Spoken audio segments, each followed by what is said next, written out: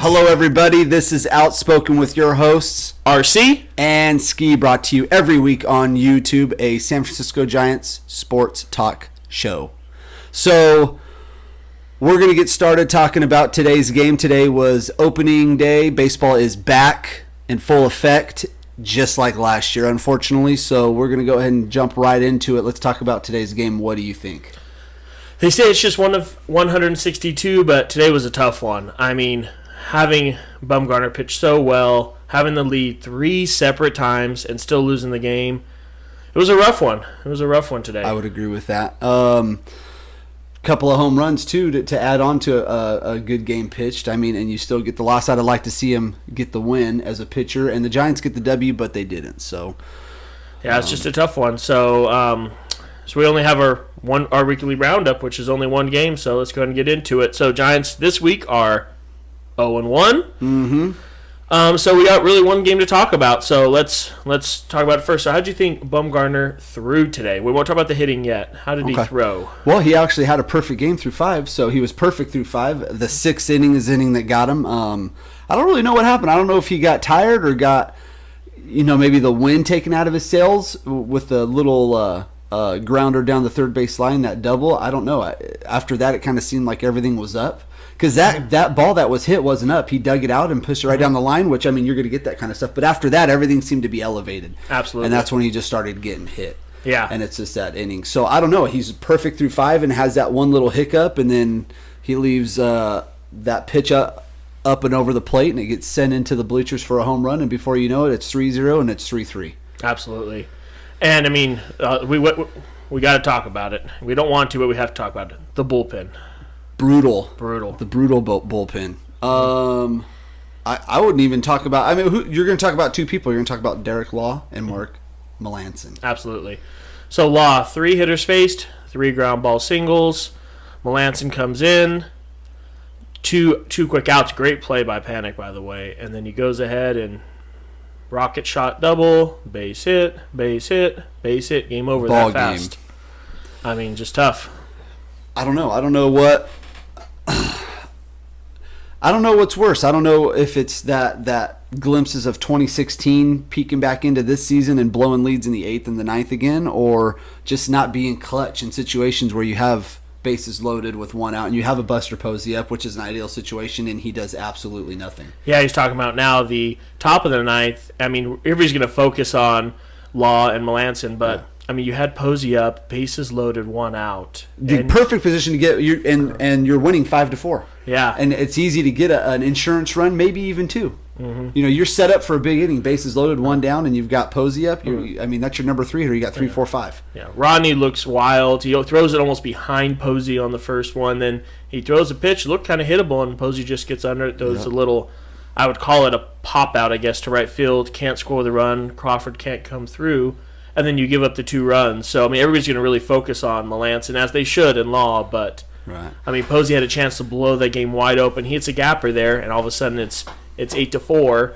And, and Giants are going to probably win the game in that scenario. I mean, just a tough way to start out the season. We don't want to over-exaggerate in the fact that it's 1 out of 162, but it's a tough one. And like you were saying during the game, this is going to be a close race. You don't want to give up those type of games. It is every year. It's close every year, and nothing frustrates me more than when people talk about, it's just 1 loss. And, technically on paper, yeah, it is just 1 loss, but I've been watching the Giants for a long time. You've been watching the Giants for a long time, and especially as of late, it's been a race. Every season, no one has been a sole runaway with the National League West. It's always, the magic number and how low can it get and how tight is this going to be, and is anybody just going to run away with it? And it hasn't been like that in a long time. And it's always just a matter of a couple of games. And if you just reflect back on the season like this one, or at least reflect back on the games that season, and you talk about games like this that you should have won. If you win, half of those games, like last year, all those leads that they blew up, the end of the division and the end of the season looks completely different. You'll have San Francisco win the division and the Dodgers being a wild card. And that's where if it all draws back to you just got to try and win as many games as possible. And there are going to be games where you have a Kane start and it's already 5-0 in the 3rd inning and the game has just gotten away from you, and you may get lucky and come back. But when you set yourself up in a position to have good pitching, and you have a pitcher that hits 2 bombs in a game, and you have them perfect through 5, and you get yourself in situations to score runs and you don't, and the end result is you blowing leads and losing the game.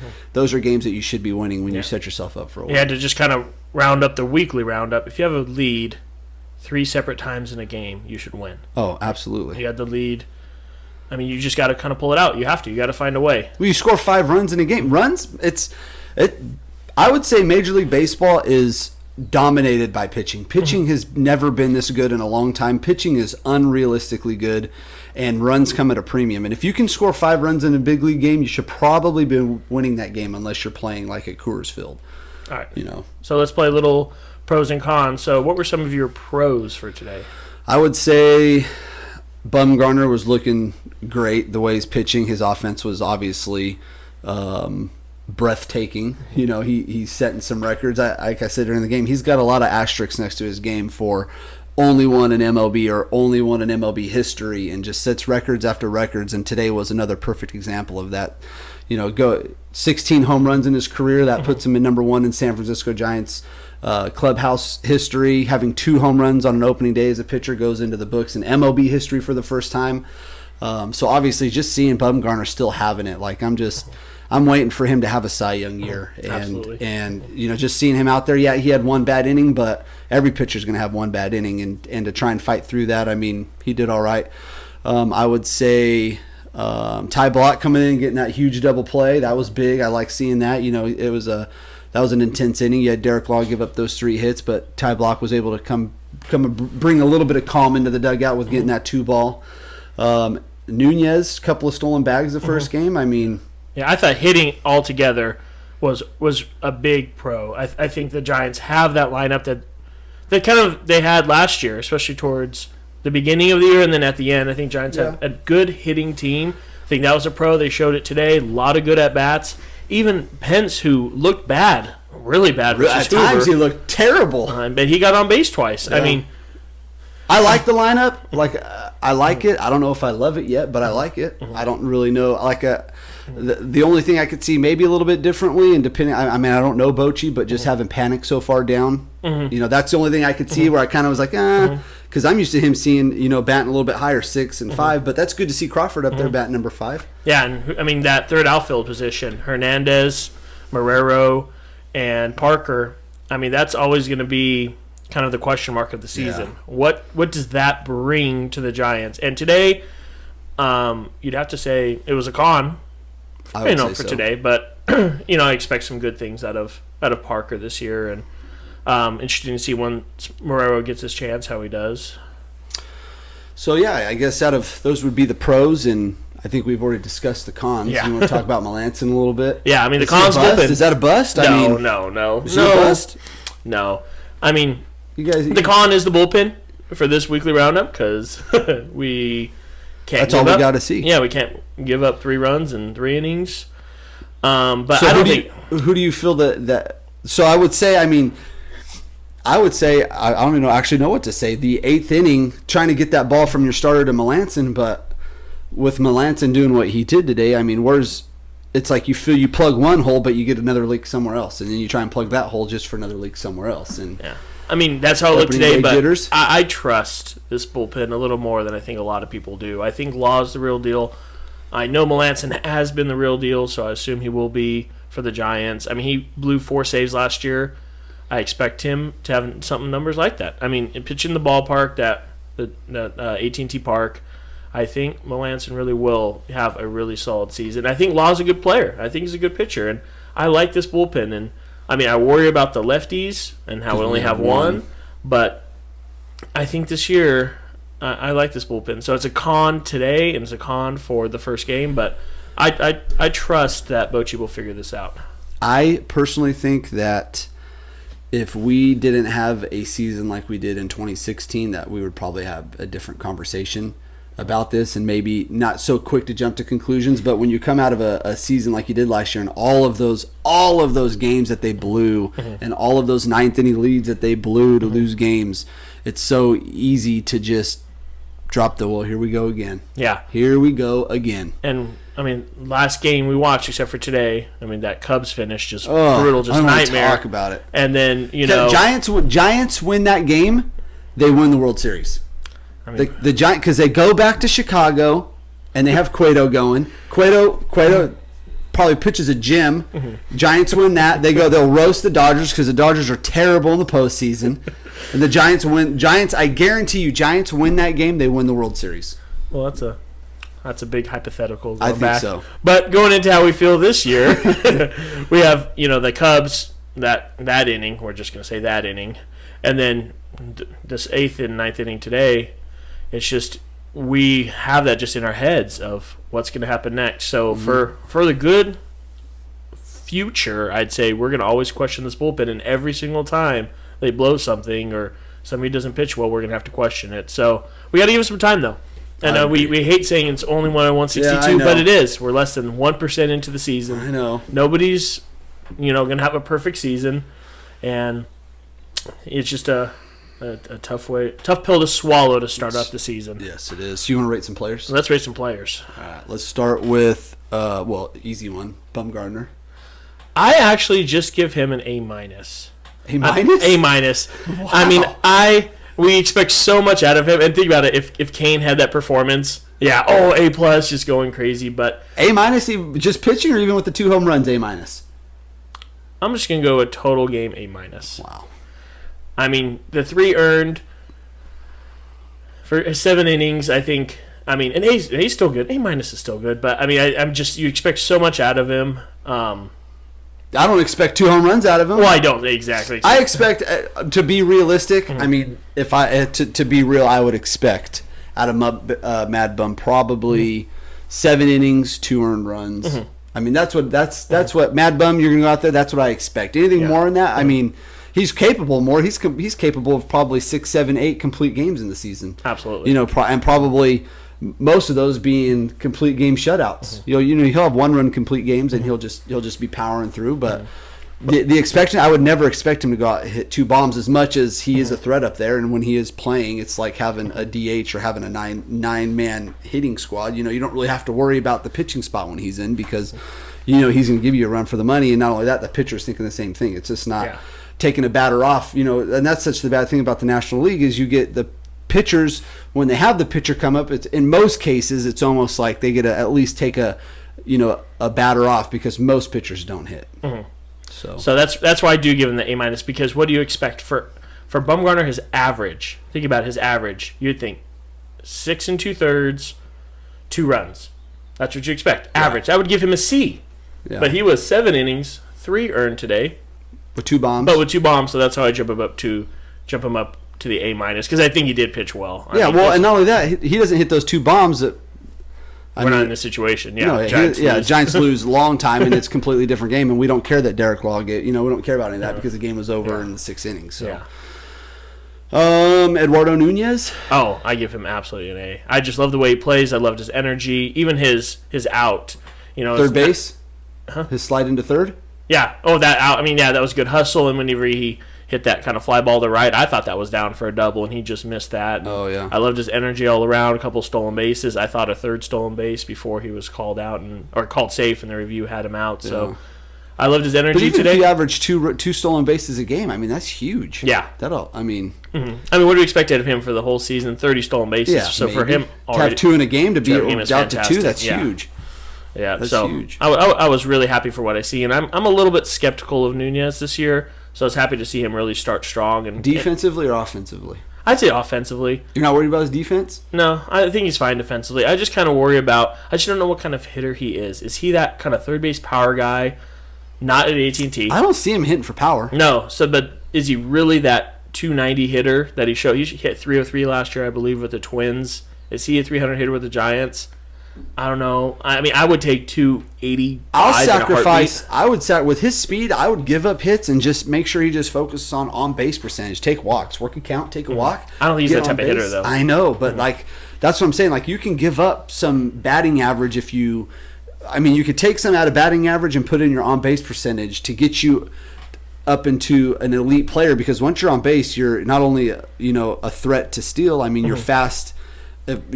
Balls down the line, balls in the gap. I'm I'm willing to bet on most balls hitting the gap, he can score home from first. When most places, most players, it's first to third.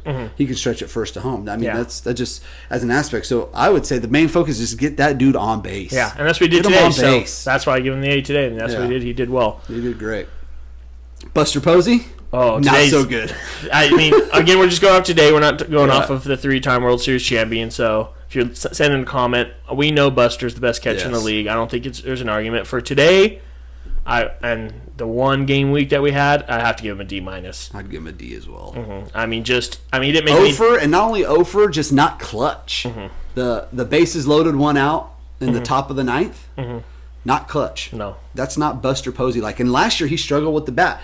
He had he did struggle. He had he had a cold spring, but then he got in the World Baseball Classic and started heating up. And it would have been nice to see that transition in the actual start of the season, because that could have changed the ball game too. Getting insurance runs is huge, especially when you got a shaky bullpen. Yeah, and we just expect so much from Posey in that situation. You expect He spoiled us. He has spoiled the fans with just how great he is. So when he performs at an average level because of our expectations of him, we get so down. Yeah. When in reality, that's Yadier Molina's going to have 0 for days, and he's not going to be clutch too. And he just signed a stupid deal. Yeah. So. Yeah, I mean, again, he just pops out to right, but in that situation, and you just expect more. That inside-out swing, taking a pitch to right field down the line. He's not very fast, so pretty much everything's a single. Yeah, but scores two. Yeah, but scores two. I mean, I just saw that going totally different than him popping out. Crawford can't pick him up, and then they give up 2 in the ninth. Yeah. So, Derek Law, do we even need to ask what you give him? No, F. He failed. F is for failure. He came up 3 hits in a row. He failed. He didn't do his job. He gets an F. You get an F if you're watching. So, you get an F.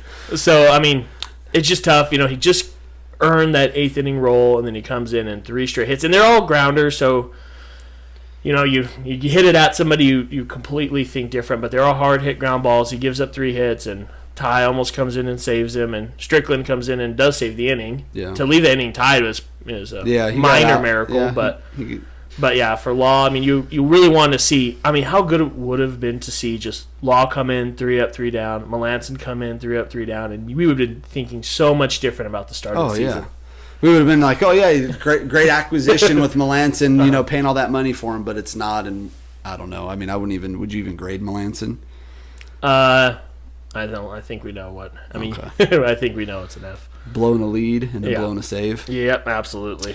What do we got next week's games? What do we got coming up? So next week's games, let's jump into that. So we have tomorrow off. Interesting. Odd scheduling. And then so Tuesday, Wednesday, and Thursday, we are still in Arizona. We have on Tuesday, Cueto going against Corbin. Wednesday, Moore versus Walker. And then Thursday, the Sharks, Samardzija versus Ray.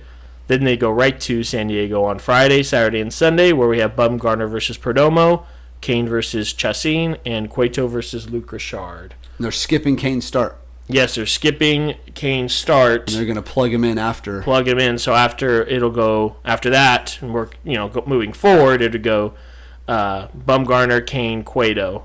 So interesting that they want to get in Bumgarner as much as possible. Well, I mean, he's a monster. Yeah. I'd start him every day if I could. So I think in all of those, I mean, just in looking at the matchups, I mean, you see the Giants have 6 games until next Sunday, and we're going all the way up into the Sunday, April 9th game where Cueto's against Luc Richard. I mean, you'd have to think the Giants will be favored in every one of those games, and look at those pitching matchups. Yeah, I would say 5-2 is ideal. 4-3 is probably realistic. Mm-hmm. I would agree. I mean, you just don't know what you're going to get from Kane. I think that's a game that you look at and be like, oh, I don't know how the Giants are. I hope the leash is short on him. Mm-hmm. I hope they don't give. I hope they don't give him a PV nine loss in a row season. I hope it's not that long. Mm-hmm. I really do. I hope it's if you lose 3 games in a row, you're done. Yeah, well, not that short. I don't know. I'm a little. I want it tiny. Yeah. Tiny. Yeah, you're big. You love Ty. And I think that's something that you've. Yeah, I wanted Ty to be in. I thought he should have been in the starting rotation. Mm-hmm. But that's why I still trust Kane. I just do. I think he still could be the horse who can. I don't think pitch in the way that he's going to get a ton of wins like you would expect with Bumgarner, but I still think he can be a 150 inning a year guy. Give as a 5th starter, 13-9. So I'm excited to see Kane's season. I'd love to see him in the teens and wins. So the upcoming, I think 5-2 would be ultimately fantastic. 4-3 realistic. 4-3 realistic, especially after starting out 0-1 Yeah. to start the year. So by next Sunday's show, Crushing I would love 0-1. to say, Giants are Heartbreaking 5-2, and now the Giants are 4-3. I think that'd be okay. And again, it's the first week of the year. It's not the end of the world if they start 3-4 or 2-5. But I really think they really have some great pitching matchups to start the year. I mean, are you afraid of any of those pitchers we're going to play against? I'm not. And with this Giants lineup, I think 5 to 6 runs a game is doable. Well, yeah, and especially when you play half of your games at AT&T. If you can score 3 runs at AT&T, you should probably win the game. Yeah. Just because it's such a hard park to score runs. And so if you're coming out of the gates, the production the offense made, scoring runs is great. That'd be nice to end the season with a 5-run game average. You're averaging 5 runs in a game. I mean, that would be great. So I don't know. We'll see when we get there. Yeah. So I would, and then Giants starting out 7 straight on the road. That's not ideal, but I think if they can start with a winning record, I think they would take it just a heartbeat. I think they'd take 4-3 and just kind of move back home for 7 straight at home, moving on to in 2 weeks, and really kind of start out the year strong. Yeah, I think it's definitely doable, even as being biased Giants fans. definitely. I think 4-3, 5-2. I think they can go on that type of streak against the kind of weak teams that we believe they're weak teams they're starting the season with. Yeah. So, well, I think that's going to wrap up this episode. We appreciate you guys watching. Like I said, this will be coming once a week, every Sunday or Monday, depending when we get it on. So we'd like you to like, subscribe, share with your friends.